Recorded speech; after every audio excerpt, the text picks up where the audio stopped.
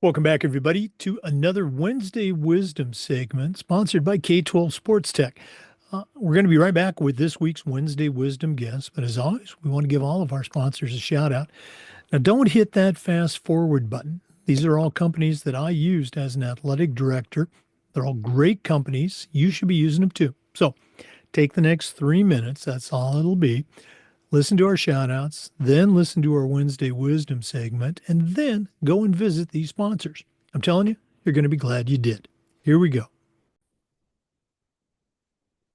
Like I said, Wednesday Wisdom is sponsored by K-12 Sports Tech. And if you're not familiar with the company, K-12 Sports Tech helps athletic directors and sport vendors connect through education and hands-on consulting services.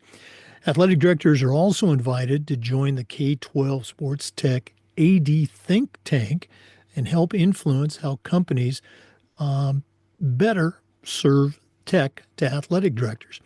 To get started, all you have to do is go to k12sportstech.com. That's it, k12sportstech.com. We also want to say thanks to Huddle. As a football coach, I used Huddle for years, but when I became an athletic director, I made sure that our school was a Huddle school. And our coaches just loved the tools that Huddle provided. Our student athletes loved the videos, and our parents loved the streaming, but there is so much more. Go to huddle.com, join the 8 million users. Turn your school into a Huddle school. We want to thank Ohio University and their online masters in athletic administration. Now, I didn't get my master's from Ohio, but my assistant athletic director did, along with thousands of others. And it was a great experience. It's very affordable, just 20 months, totally online. And while you're completing your master's degree, you're also completing 11 NIAAA leadership training courses at no extra charge. To get started, go to ohio.edu/info/MAA, the Ohio University Online Masters in Athletic Administration. We'd like to say thank you to Vital Signs Wall of Fame. If you're looking for a really cool way to display your school record boards for all the teams, for all the events, or to show off your school's Hall of Fame, go to Vital Signs Wall of Fame and take a look at their interactive touch screen. That's right, touch screen video consoles. It's also a great way to share your school's unique journey and brag about your proudest moments. The website is vitalsignswalloffame.com. Check them out today. We also want to say thank you to Hometown Ticketing. Hometown's the leading digital ticketing provider to schools and colleges, and I don't think I need to say anything more. Go to hometownticketing.com. Whether it's more support, more security, or more customization, the Hometown team is going to help you make the best online ticketing solution. That's hometownticketing.com. We'd like to say thanks to Sideline Interactive, indoor score tables and video boards. Go to sidelineinteractive.com. You can schedule a live web demo to see their score tables and their scoreboards in action. Probably one of the best purchases I ever made. Go to sidelineinteractive.com to get started. That's sidelineinteractive.com. We also want to thank Snap Raise for their support. Have you ever spent weeks and weeks with a fundraiser and been disappointed in the results? Well, those days are gone. Go to snapraise.com. It's hands down the best online fundraiser out there. We used it at our school with great success. Our coaches loved it. Our parents loved it because it works. Go to snapraise.com. You can check out their other great platforms. But if you're looking for a fundraiser, you just found it. Go to snapraise.com. We want to say thank you to Home Campus. Home Campus is a platform that you're going to use every single day. Things like scheduling, results, rosters, communication. I mean, their athletic eligibility and clearance platform alone is worth the price. To get started, all you have to do is go to homecampus.com. That's it, homecampus.com. We want to say thank you to Athletic Surveys by LifeTrack. At my school, we use surveys for everything: kids, coaches, teachers, parents. And here's the funny thing, the results that came back, almost always over the top positive. But the surveys also connected us with those squeaky wheels, whether it was a parent or a student athlete, and it allowed us to hear about their concern and usually address it before it turned into something big. Um, but the positive information, that positive feedback, so important, particularly when you're visiting with a frustrated parent, or maybe your principal, or even your school board. Go to athleticsurveys.com. They're going to create a custom survey that lets you take the pulse of everybody in your program. That's athleticsurveys.com. And we want to say thanks to Gipper. You know, your students are on social media, and if they're not seeing content that celebrates their accomplishments and promotes your program, you're missing out on a great opportunity. Go to Gipper.com, whether it's social media postings, a newsletter, or even more. The team at Gipper is going to have you creating world-class content in seconds, and it's so easy, even I can do it. Join the 20,000 users. Go to Gipper.com. You're going to be very glad you did. That's Gipper.com.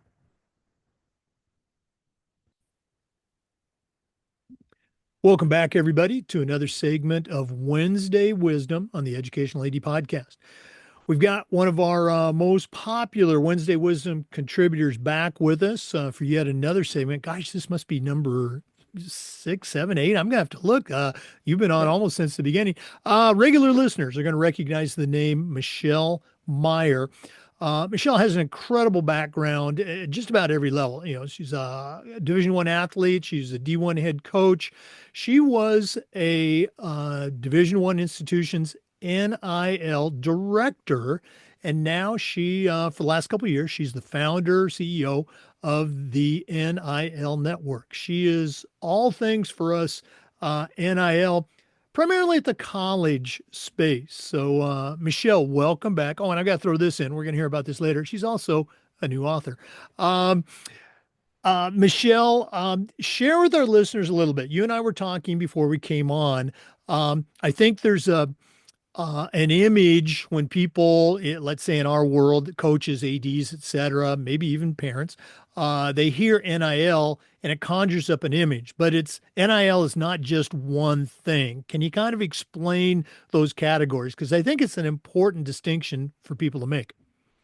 Yeah, thanks for having me again. It's good to be back on. I think it's been a few months now, but yeah, in total, I think it's been a couple of years. I was thinking, I know that I did an episode, I think on Halloween when I was at San Diego State. I think that was in 2021 or 2022 maybe. You did So that episode in costume too. yeah, I sure did.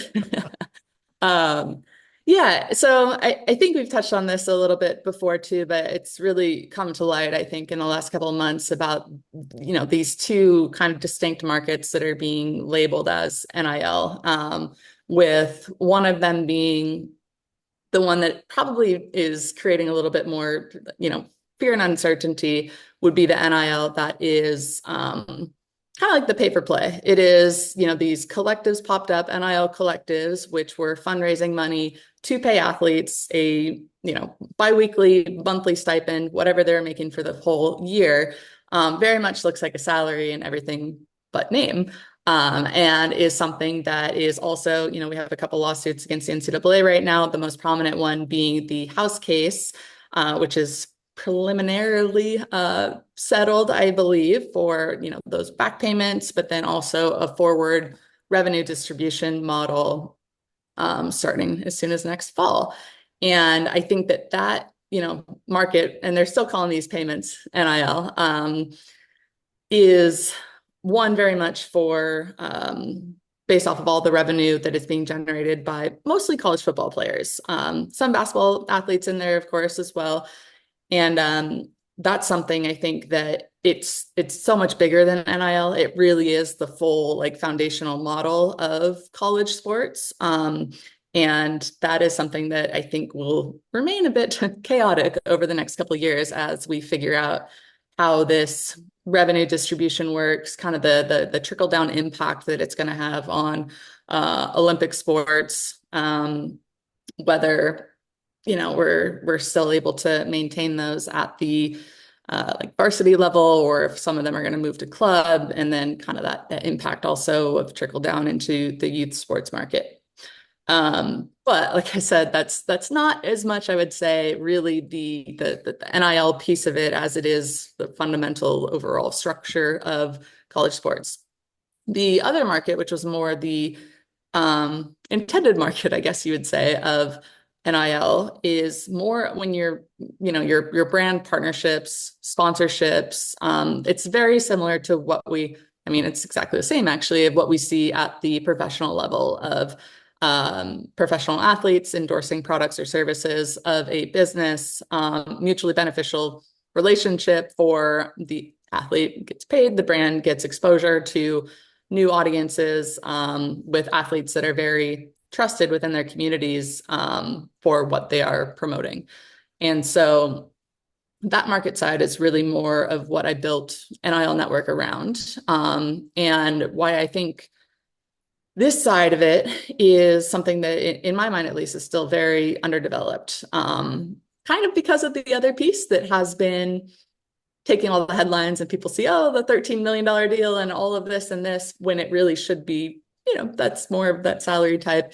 But because that's the public perception now, we've had a lot of or underdevelopment, I'd say, in just the education side for, the local businesses, the small businesses that would really benefit from engaging with their local college athletes. And the reason behind that being that college athletes are, for local businesses, when they're doing their marketing, they don't need to reach a big national audience, right? It doesn't help them as a local restaurant if I'm currently in Pittsburgh right now, I don't need to reach people in San Diego about my local Mexican restaurant, because I'm not going to pull those customers through the door.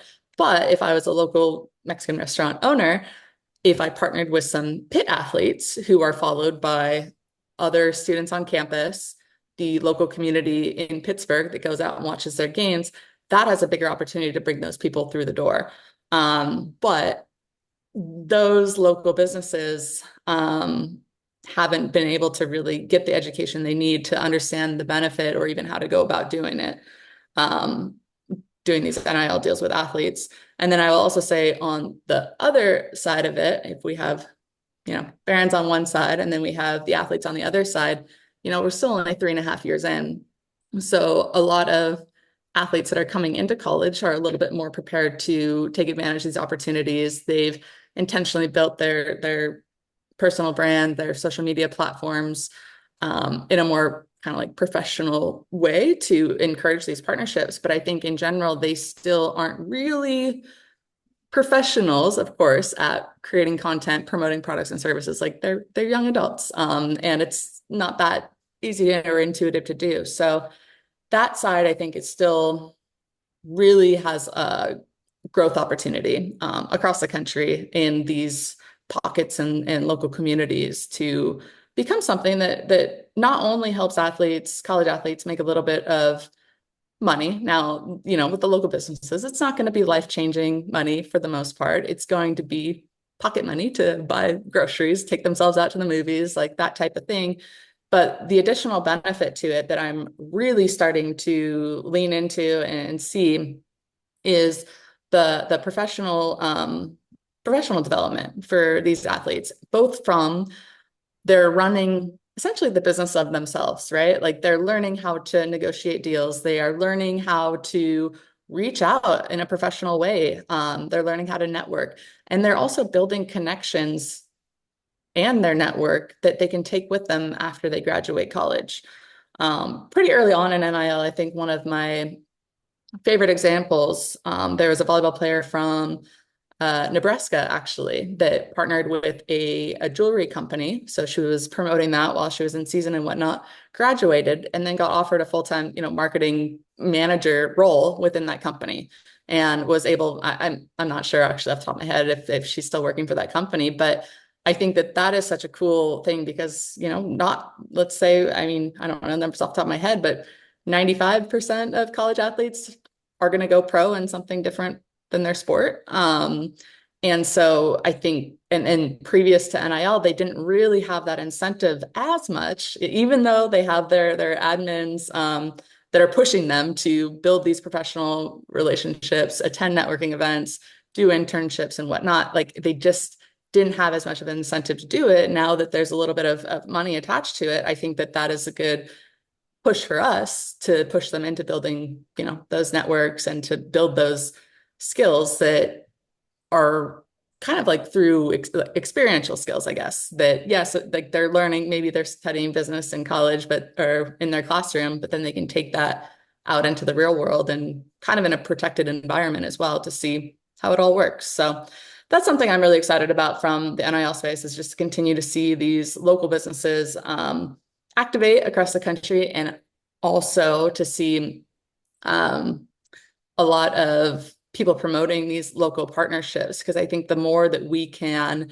make them visible, the more local businesses will be like, oh, I can see like that's the local I don't know electrician partnered with a college athlete. I'm a local electrician in a different part of the country, but if they can do it and they make a good ROI off of it, then like why wouldn't I look into this? So I know I will give a shout out to one of my good friends at the University of Florida.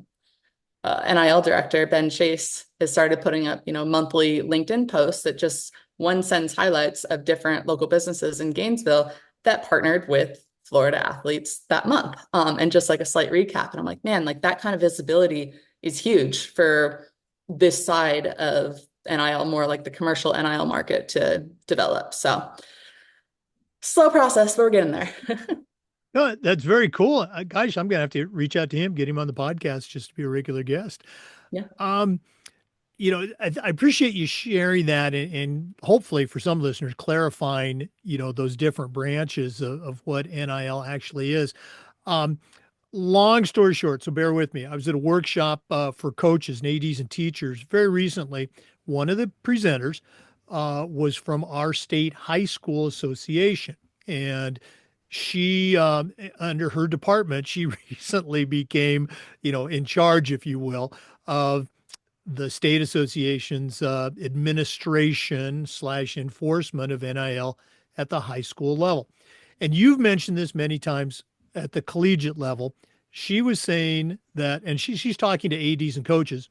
She's saying that we should not be um, arranging or trying to create these NIL deals. We should be aware of the policies, the freedoms, the limitations, so we can provide information to the student athlete, to the parents, et cetera. But we should not be trying to arrange these things. And I think you talked about that being a best practice, if you will, for college ADs, et cetera. So understanding that and embracing that, because most of our listeners are high school and some college ADs and coaches.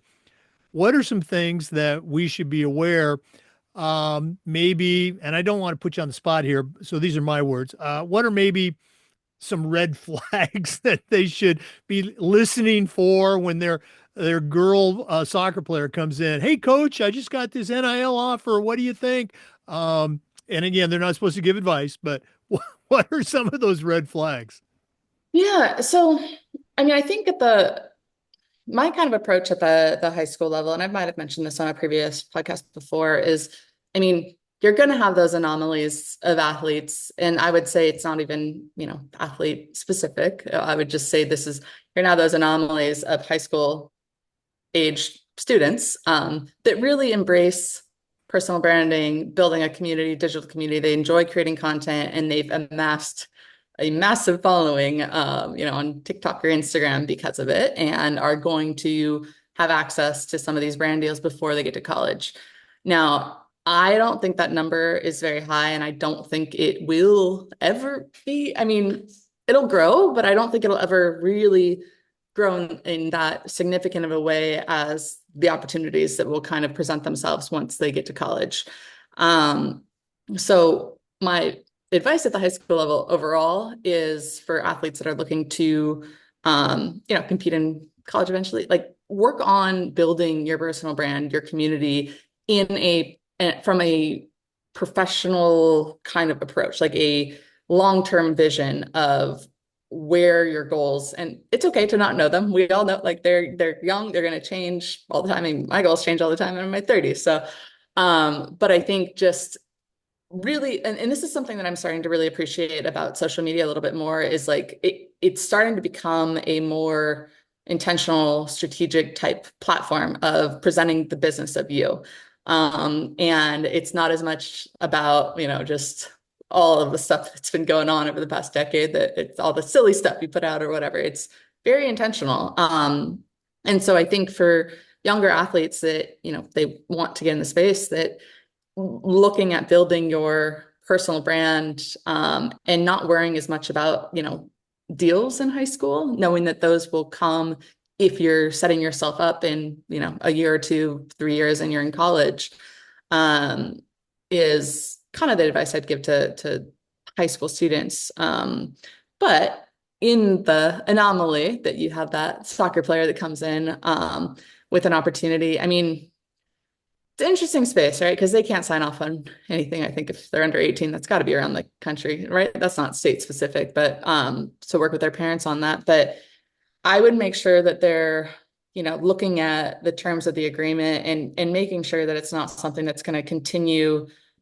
or it's going to end with their high school career. And not to say that they can't work with that brand once they get to college again, but more that they're not carrying the same terms of the contract with them to college. Because really, after they graduate, if they go, they get the big offer, they go to the big school and whatnot, like that, the amount of compensation that they should be getting should probably increase once they're at the college level. And so I think even looking at, I haven't seen it as much high school to college transition, but we have seen a few cases of college to pro transition and taking those contracts, and you're going, okay, so now you're still getting, you're playing in, let's say, the NFL, and you're getting merchandise for promoting like this, even though, it's just like the reach has gotten so much more. So I think definitely making sure that it's something that stays in high school. And then you can obviously renew that contract or negotiate new terms in college if you have a good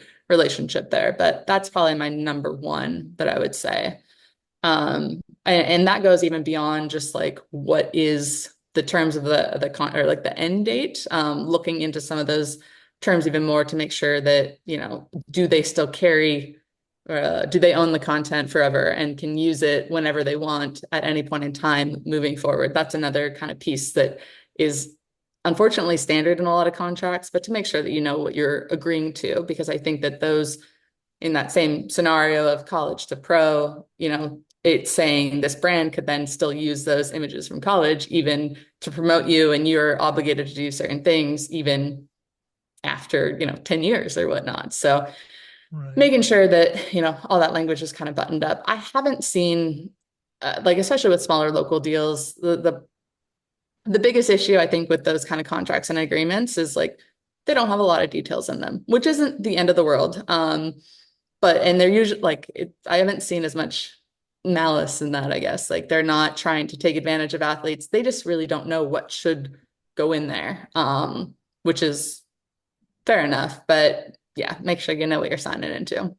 Right. And again, it's one of those things that, I mean, I'm not aware of. That doesn't mean it doesn't exist, but I'm not aware of an undergraduate or graduate sports administration program that has a course on for aspiring ADs, what to do regarding NIL, because it's all so new. And so that's why we need, trusted resources, like the NIL Network and Michelle Meyer to help us along the way.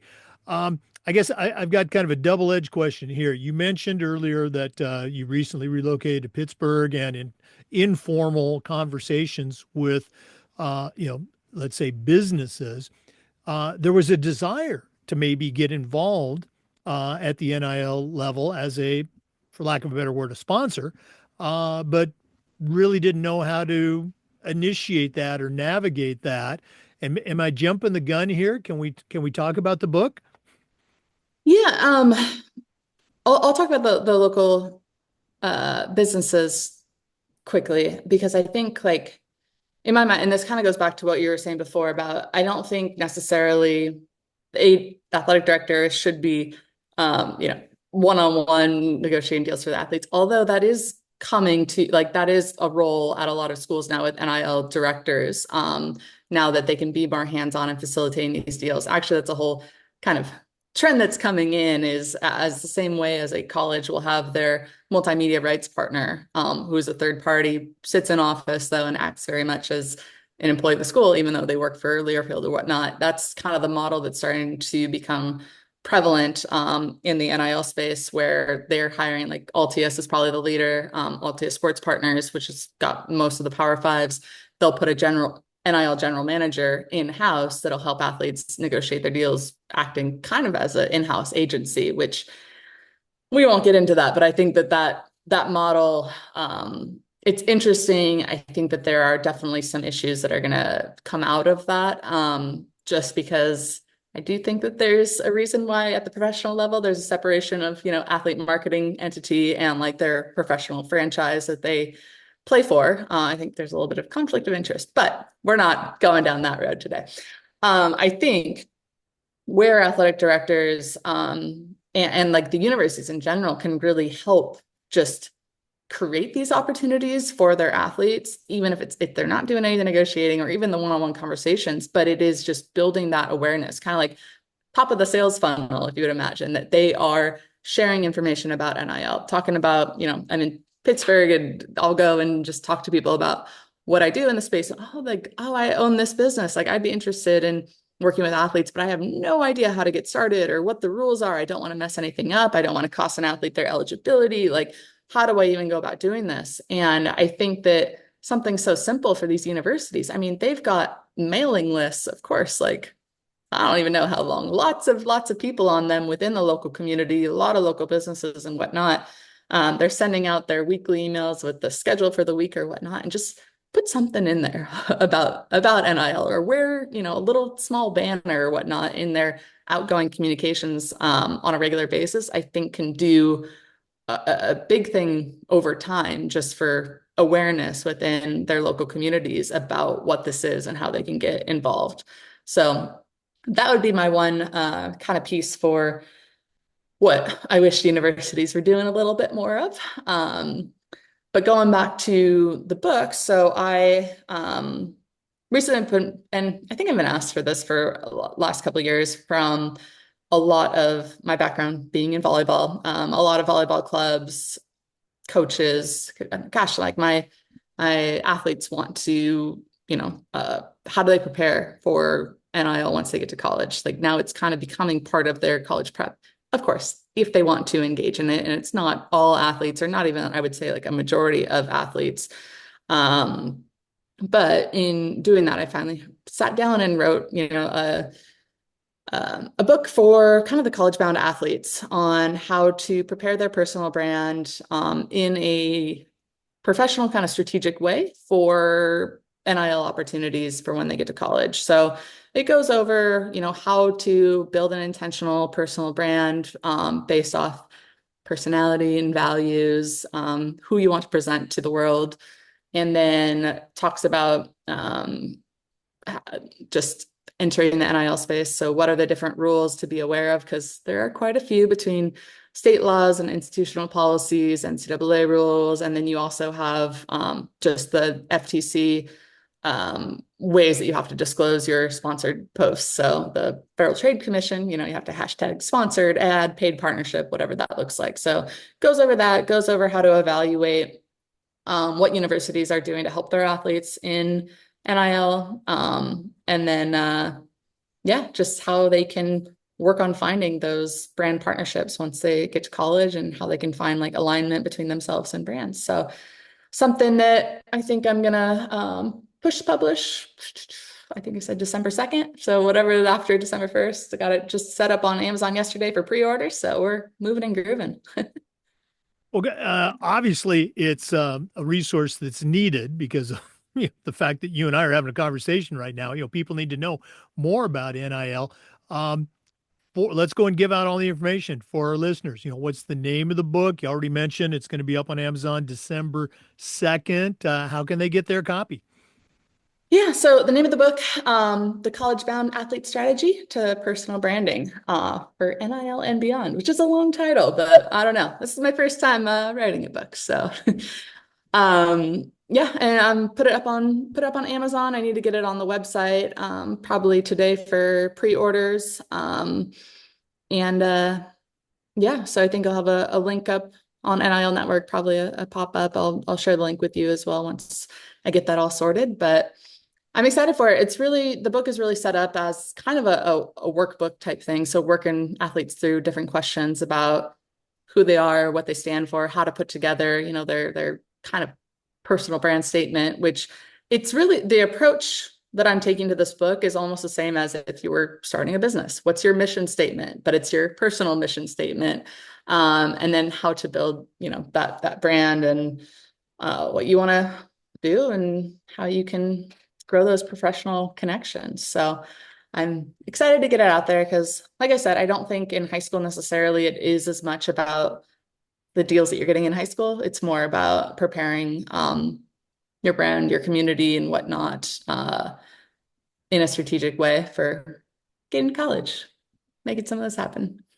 Well, and again, those skills that you mentioned, selling yourself, what's your why, starting the process of networking, talking, as a 18-year-old, talking with adults, when you graduate from college. If you're not going pro, like you said, you're going to be doing something. So being able to present yourself, literally sell yourself, why should we hire this, 22-year-old kid? From the boss's perspective. These are all tools. These are all skills that we want to be teaching, hopefully, through our participation as athletes, coaches, and leaders in athletics. So very cool. Okay.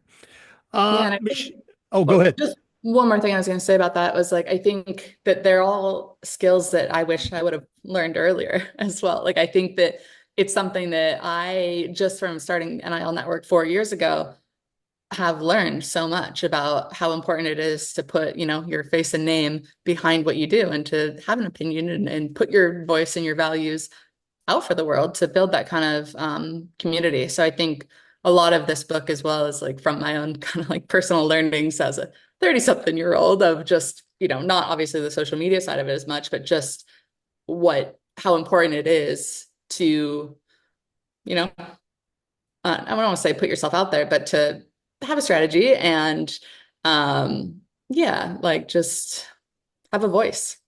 Hmm. Yeah. No, no, absolutely.